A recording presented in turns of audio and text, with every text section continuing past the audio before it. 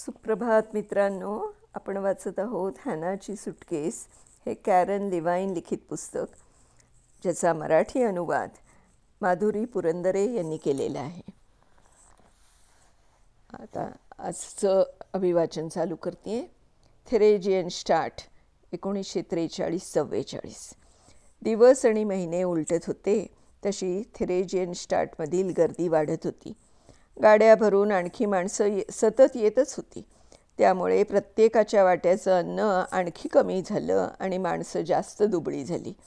आजारपणं वाढली. म्हाताऱ्या माणसांना आणि मुलांना सगळ्यात जास्त झळ पोचत होती. हॅना आणि जॉर्ज घेट्टोत आल्याला 1 वर्ष पूर्ण झालं. एके दिवशी जॉर्जचा हॅनाला तातडीचा निरोप आला. संध्याकाळी 6 वाजता मला मुलांच्या विभागात येऊन भेट. तू चकित होशील असं काहीतरी सांगायचं. जॉर्जला फार वेळ धीर धरवला नाही. हॅना दिसताक्षणीच त्यानं सांगून टाकलं, आजी इथे आली आहे, काल रात्रीच. आजीला भेटण्याच्या कल्पनेनं मुलांना अतिशय आनंद झाला. त्यांना काळजीही वाटली. त्यांची आजी प्रागमध्ये अतिशय सुखवस्तू सुसंस्कृत आयुष्य जगत होती. याच आजीनं त्यांना खेळातल्या स्कूटर घेऊन दिल्या होत्या. दोघं शहरात तिच्याकडे जात तेव्हा ती नेहमी त्यांना केळी आणि संत्री खायला देत असे. पण अलीकडे ती बरीच आजारी असे. या भीषण जागेत राहणं तिला कसं झेपेल? फारसं नाहीच झेपणार म्हणा, हे मुलांच्या लवकरच लक्षात आलं. एका पोटमाळ्यावर बऱ्याच आजारी वृद्धांच्या गर्दीतून मुलांनी आजीला शोधलं. तिथं झोपण्यासाठी फक्त वाळकं गवत अंथरलेलं होतं. जुलै महिना अर्धा संपलेला होता आणि हवेत कमालीचा उकाडा होता. त्या पोटमाळ्यावर जे दिसलं त्यामुळे मुलं भयचकित झाली. त्यांची अतिशय शालीन, सुस्वभावी आणि रूपानं रुबाबदार अशी आजी आता भयानक दिसत होती. पूर्वी तिचे सुंदर पांढरे शुभ्र केस नेहमीच छान विंचरलेले असत. आता त्यांच्या जटा झाल्या होत्या. कपडे फाटलेले आणि मळलेले होते.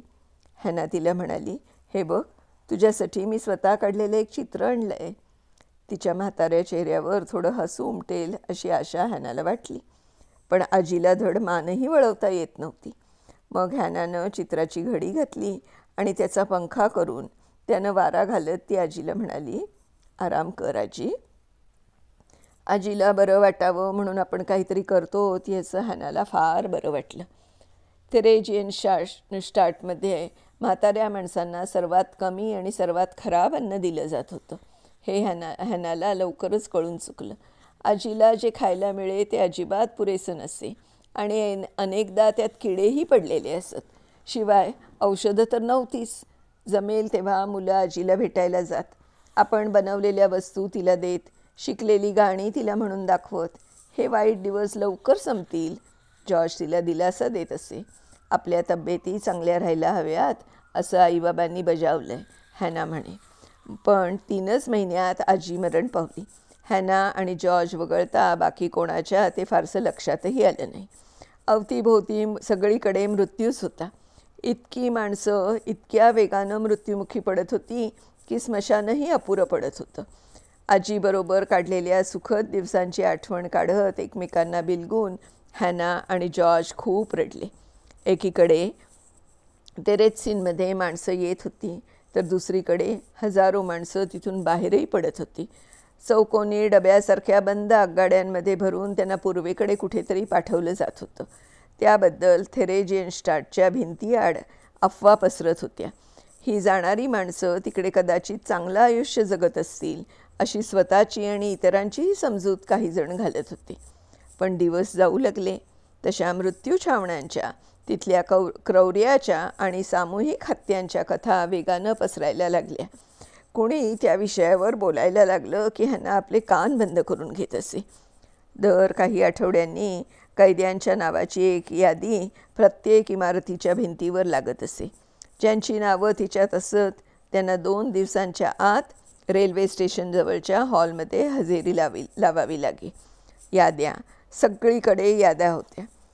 नाझी सगळ्या गोष्टींच्या व्यवस्थित नोंदी ठेवत आणि त्याबद्दल सगळ्या कैद्यांना कळेल याची खबरदारीही घेत असत. ते माणसांची सतत मोजणी करत, नावांच्या याद्या करत आणि इथे सत्ता आमच्या हातात आहे अशी कैद्यांना सारखी आठवण करून देत. असं सैनिकांचं आपल्याकडे लक्ष असणं, आपली मोजणी होणं याचाच अर्थ पुन्हा इथून दुसरीकडे हलवलं जाणं आणि घरच्यांपासून आणि मित्रांपासून ताटातूट होणं हे तिथल्या प्रत्येकाला माहीत होतं. एक दिवस हॅना आपली नेहमीची कामं करत होती. तेवढ्यात छावणीतल्या लहानांपासून म्हाताऱ्यांपर्यंत प्रत्येकानं हातातलं काम थांबवून गावाबाहेरच्या मोठ्या मैदानावर जावं असा हुकूम आला. मशीन गन घेतलेल्या नाझी सैनिकांनी सर्वांना तिकडे चालवत नेलं. पोटात अन्न नाही, प्यायला पाणी नाही आणि काहीतरी भयंकर घडणार आहे अशी मनात भीती. अशा अवस्थेत सर्वांना तिथं उभं करण्यात आलं. हॅना आणि इतर मुलींना एकमेकींशी कुजबुजण्याचीही हिंमत झाली नाही. जसा जॉर्जपासून दूर जावं लागण्याचा विचारही हॅनाला सहन होत नव्हता, तसाच किंडरहाईम L410 मधल्या मैत्रिणींपासून दूर होण्याचा विचारही असह्य वाटत होता. त्या आता तिच्या बहिणीच झाल्या होत्या म्हणा ना. आई वडिलांना दूर केलं होतं तेवढं नाझींना पुरेसं नव्हतं का?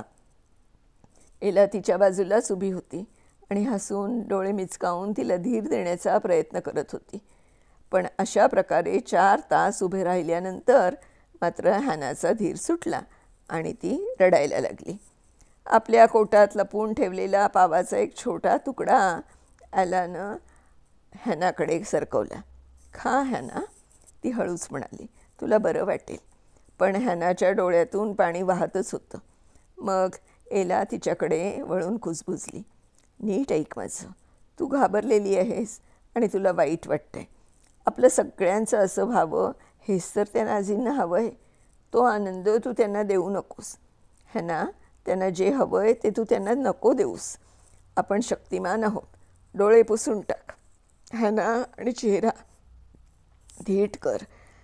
आणि आश्चर्य म्हणजे हॅनानं तसंच केलं.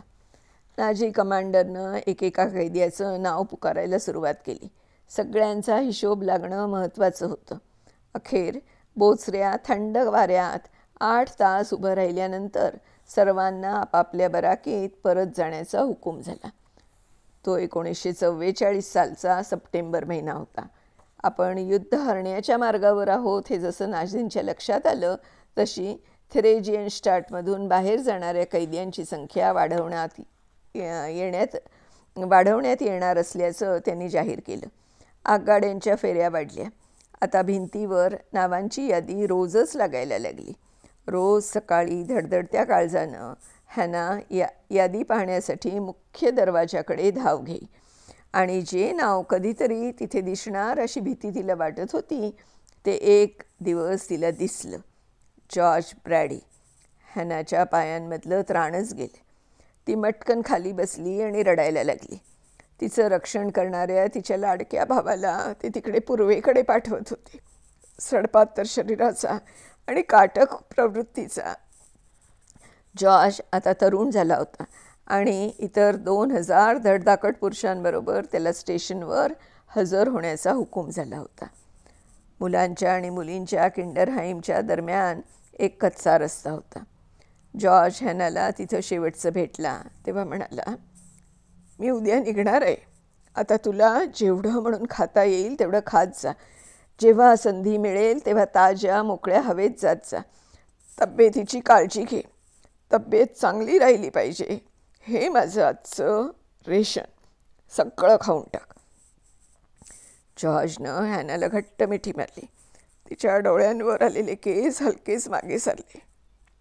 तुझी काळजी घेईन असं मी आईबाबांना वचन दिलं आहे. मी तुला घरी सुखरूप परत नाही. आपण सगळे पुन्हा भेटू. पूर्वीसारखे एकत्र राहू. मला माझं वचन मोडायचं नाही. अतिशय भावना विष होऊन तो जॉर्ज हॅनाशी बोलत होता. तेवढ्यात संचारबंदीची शिट्टी कर्कशपणे वाजली आणि जॉर्ज परत गेला. हॅनाचा सारा धीर गळून पडला. भावापासून ताटाटूट तिला सहन झाली नाही. आधी आई वडील आणि आता भाऊ.